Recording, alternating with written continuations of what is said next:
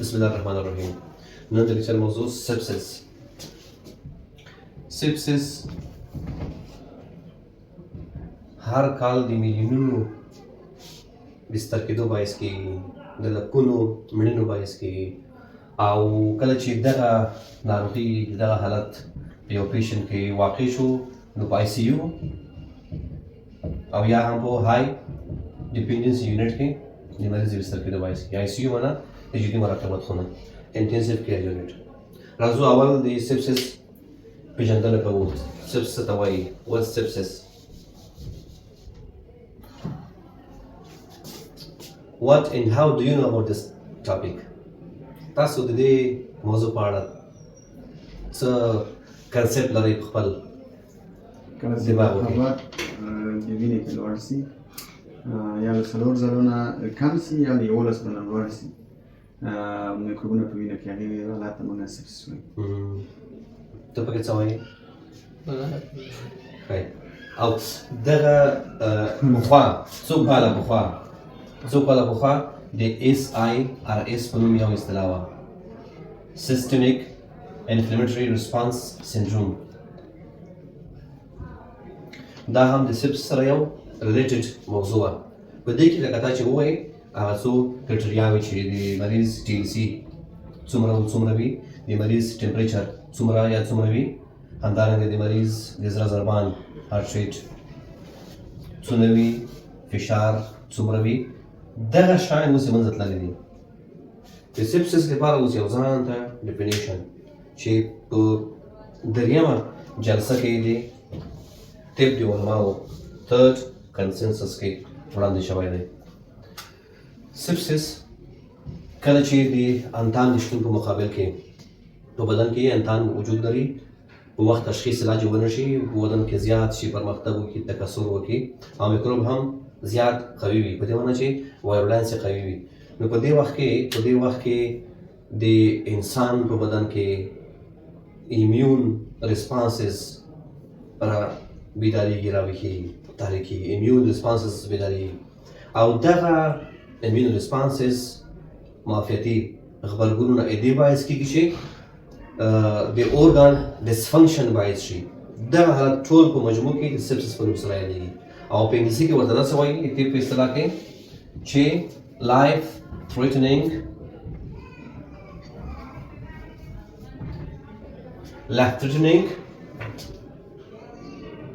organ dysfunction caused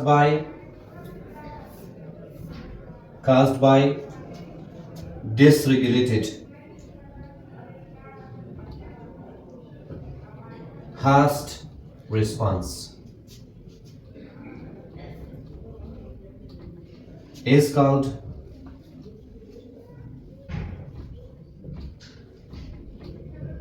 sepsis.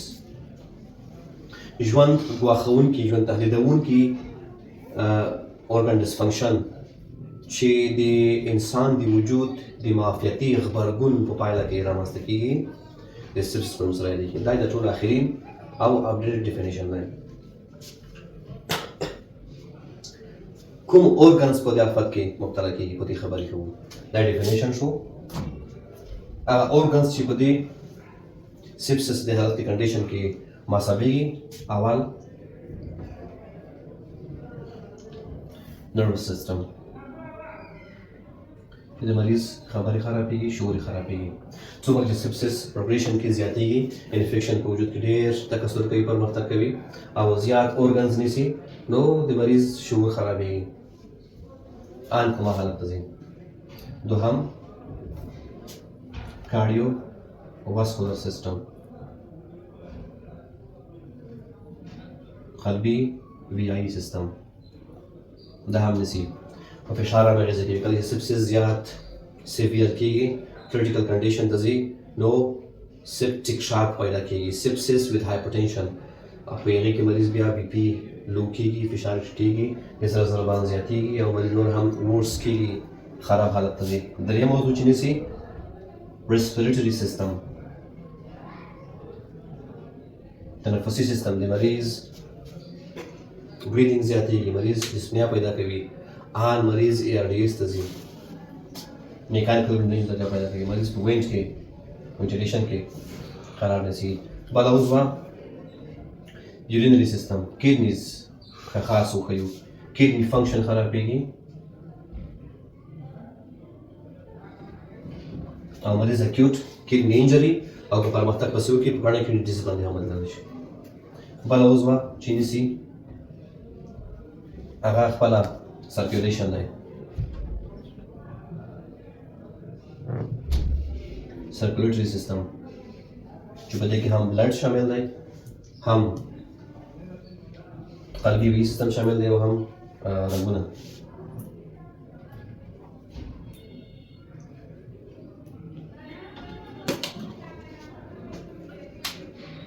نور اعضاوې هم نیسي خو دا هغه دي چې زیات مطالعه کېږي عصبي سیستم هم نیسي جی آی سیستم جی آی سیستم اینڈ لیور هغه شاک لیور چې ورته وایي هغه په سپسس کې پیدا کېږي چې شاک ورسره وي سپټیک شاک دغه مهمې اعضاوې نیسي او مریض که چېرته تشخیص په وخت ونشي مریض ورس کېږي وبخښئ دغه چې د سر لاندې مول وي زه به دا راپورته کړم ښه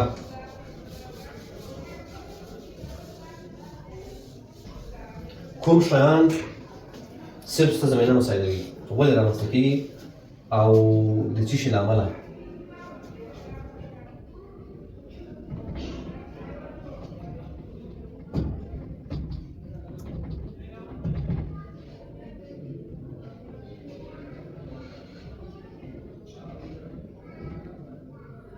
سبب او زمینه ساز فکتورونه چی دي کاز انتان د انفیکشن دی چې په هره ساحه کې وي که هغه لنګز کې وي که هغه جی آی سیستم وي که هغه سافټ ټیشوز وي یا نور اورګنز وي کیډنیز یوریټر یوریترا بلیډر یا د نورو ساحو انتانات وي هغه زیات شي په وخت تشخیص او علاج اجرا نه شي نو انفیکشن زیاتېږي ټول بدن نسي د هارت ریسپانس فعالېږي موږ چې مخکې یادونه وکړه او د هارت ریسپانس له امله مریض اورګنز فنکشن پیدا کوي ځکه مریض خرابېږي او په آی سی یو کې بستر کېږي سپسس په اوس نړۍ کې په دې اوس کلونو کې 10 تر 40 سلنه مورټالټي د مړینې باعث کېږي مورټالټي د مړینې د ریټ 10 to 40% دی راځو هغه ساحې چې هغې کې انتان رامنځته کېږي او بیا وجود انتان داخلېږي او د سپسس لپاره زمینه مساعدېږي تر ټولو کامن ساحه یورینري سیستم یورینري سیستم په دې کې کیډنیز که چېرته په ډسینډینګ شکل یې ښیو کیډنیز یوریټر بلیډر یوریترا پروسټیټ په میلز کې او فیمرز کې ویني دوهمه لار چې انفیکشن یې وجود ته داخلېږي او سپسس د زمینه مساعدېږي هغه ریسپیریټري سیستم دی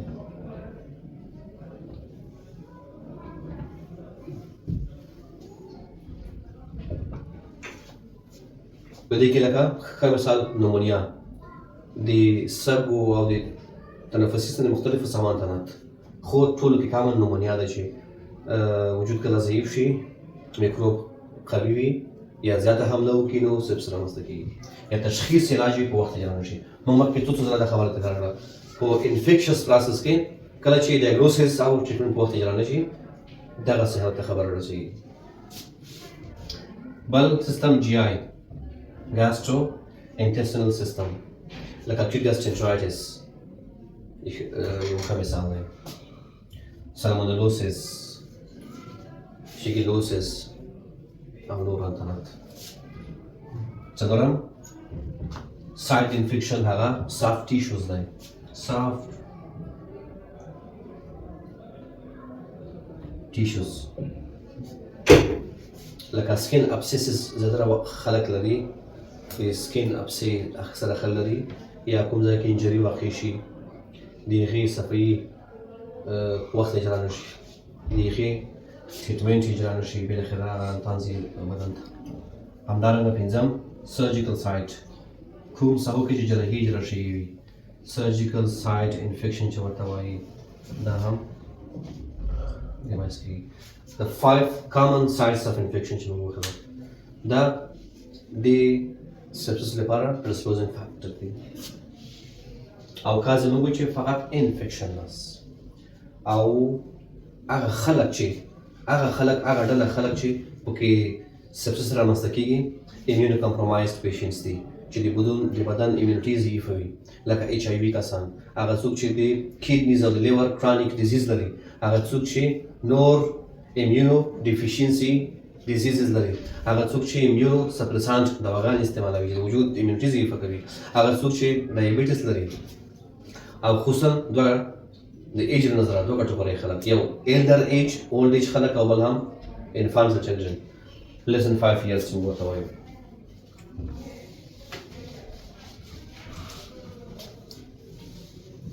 Got it, my dears? Yes.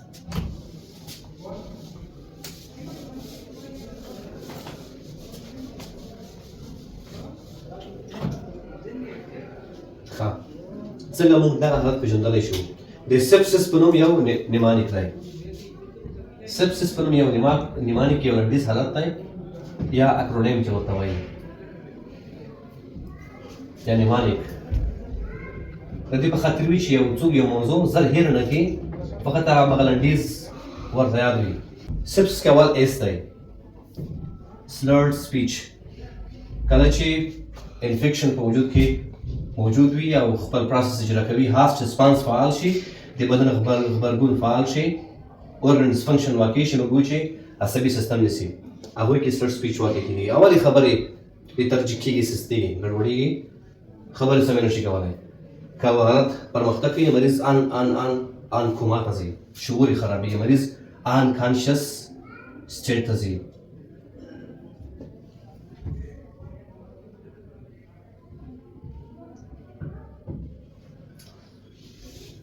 دوهم ای ده ای extensive fever زیاته تبه او د مرحله کې چې انفیکشن وي بالاخره مریض ورسره لړزه هم لري شیورینګ هم ورسره لري د کول احساس کوي د یخ احساس کوي پی پاس نو یوراین د کډنی فنکشن د خرابېدو له امله د مریض یوراین کمیږي 0.5 ml per kg per hour na urine excretion کمیږي pass no urine مریض ادرار کمیږي یا هیڅ نه ادرار کوي او بل هم سپسس دی severe breathlessness موږ وایو چې تنفسي سیستم هم نیسي او مریض کې ډسپنیا پیدا کیږي difficulty breathing پیدا کیږي د سپسس له امله چې د organ dysfunction یې موجود دی او بل هم I it feels like the patient is going to die داسې ښکاري چې مریض خراب حالت ته روان دی مریض ټاکي patient is going to die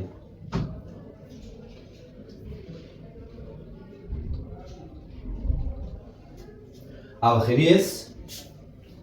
skin discoloration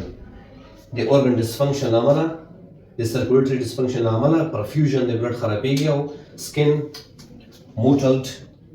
غوندې ښکاري رنګ یې تغییر کوي mottled او یا هم skin discolored وي رنګ یې نرم پوستکي غوندې نه وي هم یې رنګ تغییر کوي او فزیکي معنا کې د پوستکي حالت اول سټیج کې د سپسس واروي بیرته بیا کله چې وازوډایلیشن پیدا کېږي سرکولټري عدم کفایه واقع کېږي وازوډایلیشن رامنځته کېږي او اطراف ډېر زیات یخ او هایپرټنشن واقع کېږي نو دا نښې دي چې موږ یې په اساس په اوله مرحله کې سپسس پیشنټ پېژندلی شو او په وخت اقدام کولی شو چې په وخت اقدام د خراب حالت مخه نیسي هر ناروغۍ کې This is the point to be noted. امان اصلاح کوم.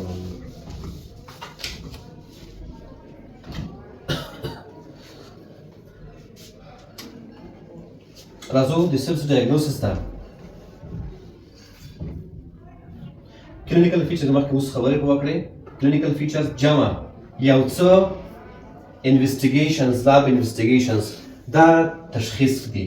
کلینیکي دا وایي چې مخکې مو وایي سپسس نیمانیک درته یاد به وي. هغه نیمانیک جمع د لابراتوار لاب انویسټیګیشنز معاینات دا چې تاسو سره ګډ کړو نو دغه تشخیص دي. په دې کې د مختلفو ارګانونو ډیمیج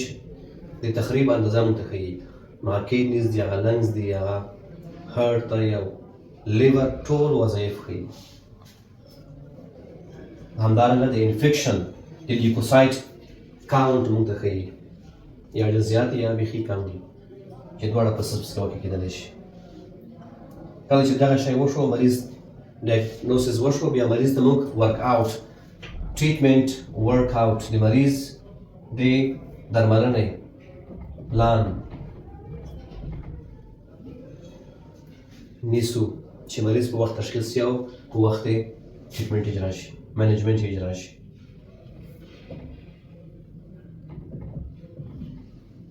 ټولو کې اول مهم په دې مریضانو کې د هرې عضوې ډسفنکشن چې و، خو ټولو کې مهم د قلب او د لنګس ډسفنکشن هغې ته کار کوو. مریض ته ته اړتیا وه، مریض ډسپنیک و زیات، لنګ انجري موجوده وه، اکسیجن تیراپي که هغه د عادي او یا هم ان د میکانیکل وینټیلیشن په واسطه به اجرا کوو. عادي اکسیجن او که اړتیا وه میکانیکل وینټیلیشن، مریض انټوبیشن کوو او ورته د لنګ وظایفو د ښه کولو په خاطر ریپلیسمنټ اجرا کوو. دوهم قدم کې که چېرته مریض هایپرټینشن و، ځکه اکثر دغه مریضان چې تشخیص کېږي وخت پرې تېر وي. اول یې په کور کې څوک نشي پېژندلی چې مریض دغسې شوی دی، او کله چې رسېږي په ځنډ رسېږي، په وخت نه رسېږي. نو مریض سپټیک شاک یا سپس د هایپرټینشن حالت ته لاړ شوی وي، نو د هایپرټینشن په صورت کې مریض ته موږ آی وي فلویډ ورکوو. یا سپټیک شاک په وخت کې باید اګریسیو یا انټینسیو فزیوتراپي اجرا شي چې ټولو کې چای سي دغه رینګرلکټیډ دي. خو دغه بیا هم ګورو نوموسلاین یا رینګر چې کیډني فنکشن څنګه دی، او یا مریض هایپر کلیمیک نه وي، او همدارنګه سلاین په اسیډوسس کې موږ شو ورکولی. له بدبخته چې سلاین زیات استعمالیږي، خو انډیکیشنز یې بیخي غلط دي، او هغه ځای کې چې استعمالیږي لا هم د اسیډوسس د اضافه کېدو باعث کېږي. نو هېڅکله موږ د مینټینانس تراپۍ لپاره هېڅکله هم باید سلاین استفاده نه کړو. هغه ځینې خاص حالات دي چې ورنه استفاده کوو، لکه هایپرناټریمیا، او یا هم د یو لنډ وخت لپاره موږ یو ډرګ تطبیقوو، هغه په سیروم کې ډریپ کې، هغې لپاره باید موږ سلاین انتخاب کړو. او نور په دې کې مریضانو کې اسیډوز مریضانو کې رینګرلکټیډ چایس نه وي. دریم قدم کې مهم شی انټي بیاټیک کاورېج دی چې باید یو ساعت دننه موږ انټي بیاټیک شروع کړو مریض ته. خو سپسس د تشخیص په خاطر چې انفیکشن مشخص شي، باید موږ مخکې د انټي بیاټیک د استفادې نه موږ د دوو مختلفو ساحو څخه 2 سایز څخه کلچر واخلو او هغه معاینه شي، مثلا بلډ او یوراین چې دا دوی مهمې ساحې دي. مریض ته های ډوز پوټنټ انټي بایوټیک شروع کوو، هغه چې بلډ سپیکټرم وي، چې هم فرام نیګیټیو او هم پازیټیو کنټرول کړي. بلډ سپیکټرم چې ورته وایي. او دې سره څنګه نور موارد چې د هر ارګان ډسفنکشن و، د کیډني انجري لپاره کار کوو، د هیپاټیک انجري لپاره کار کوو، او یا هم که چېرته هارټ مصاب و، مریض کې اکیوټ اسکیمیک هارټ ډیزیز واقع شوی، هغې لپاره کار کوو، او د هغې د مخنیوي لپاره هم کار کوو. دا ټول موارد په ټریټمنټ کې شامل دي. بیا هم وایم چې د هر انفیکشس ډیزیز په وخت کنټرول او تشخیص د دې وخیم بد حالت مخنیوی شي.